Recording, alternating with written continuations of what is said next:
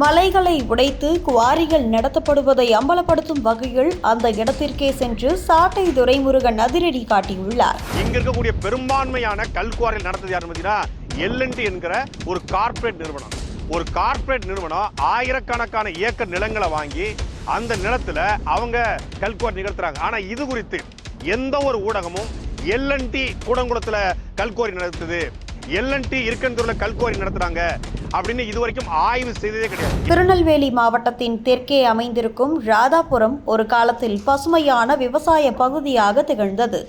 தமிழ்நாட்டின் விவசாய இதயமாக கருதப்பட்ட இந்த நிலம் இன்று தொழில்முறை அழிவின் பாதிப்பை சந்திக்கிறது. மலிவு விலைக்கு வாங்கப்பட்ட விவசாய நிலங்களில் உருவாக்கப்படும் காற்றாலைகள், மலைகளை உடைத்து தோண்டப்படும் கல்குவாரிகள் இவை அப்பகுதியின் இயற்கை, விவசாயம் மற்றும் மக்கள் உயிரோட்டத்தை அரித்து கொண்டிருக்கின்றன. இந்த அநீதிக்கு எதிராக நாம் தமிழர் கட்சியின் செயற்பாட்டாளர் சாட்டை துரைமுருகன் அதிரடியாக வீடியோ வெளியிட்டு அம்பலப்படுத்தியுள்ளார். மேலும் ராதாபுரம் பகுதியில் காற்றாலை திட்டங்கள் பசுமை ஆற்றல் என்ற பெயரில் அறிமுகப்படுத்தப்பட்டாலும் அவை உள்ளூர் விவசாயிகளின் உயிர் துடிப்பை பறிக்கின்றன.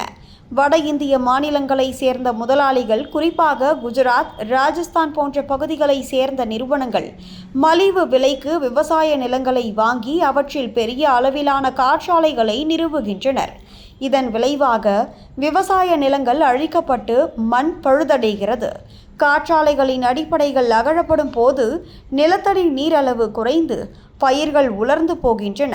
சாட்டை துரைமுருகனின் வீடியோவில் இந்த பிரச்சனையை அவர் நேரடியாக காட்டுகிறார்.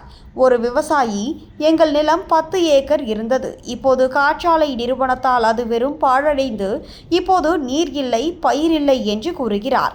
வீடியோவில் காட்டப்படும் காட்சிகள் உலர்ந்த நிலங்கள், உடைந்திருக்கும் காற்றாலை அடிப்படைகள் பார்வையாளர்களை அதிர்ச்சிக்கு தள்ளுகின்றன. துரைமுருகன் குற்றம் சாட்டுகிறார், இது தமிழ் மண்ணின் கொள்ளை.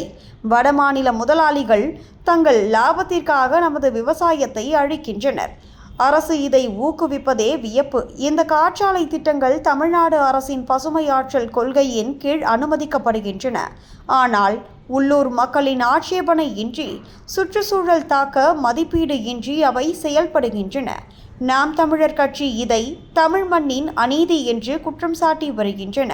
சீமான் தலைமையிலான NTK கனிமவள கொள்ளைக்கு எதிரான போராட்டங்களை தொடர்ந்து முன்னெடுத்து வருகின்றது.